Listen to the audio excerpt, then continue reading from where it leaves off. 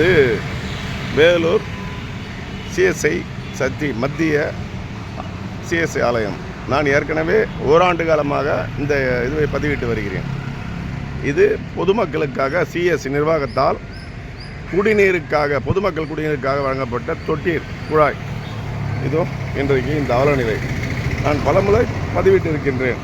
மாநகராட்சி இதை தயவு கூர்ந்து சுத்தம் செய்து பொதுமக்களின் இந்த கோடை காலங்களில் குடிக்க நீர் வேண்டும் என்று இன்று நான் பதிவிடுவதற்கு காரணம், நாளுக்கு நாள் குப்பை பெருகி கொண்டு தான் வருகிறது என்பது வேறு.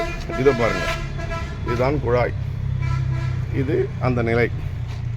இதை ஏன் இப்போது பதிவிடுகிறேன் என்றால், எனக்கு என் மனதுக்குள் தனிப்பட்ட கருத்தாக ஒன்று வெளிப்பட்டது. அது என்னவென்றால், இதோ டாக்டர் கலைஞர் ஐயா அவருடைய சிரிப்பு ஏற்கனவே பதிவிட்டது போல் மேலே வணங்குகிறேன் என்று டாக்டர் கலைஞர் ஐயாவுடைய புகைப்படத்துடன் வருகிறது. எதற்காக வணங்குகிறார் என்று எனக்கு தெரியவில்லை.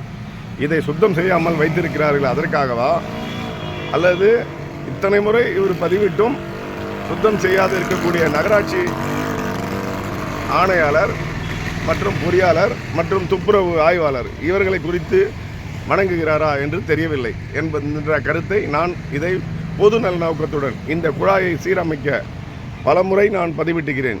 சென்ட்ரல் சர்ச்சி சிஎஸ்ஐ ஆலயம் நிர்வகித்த இந்த இடம் இன்று இந்த பாருங்கள், இதுதான் இதன் அவலநிலை.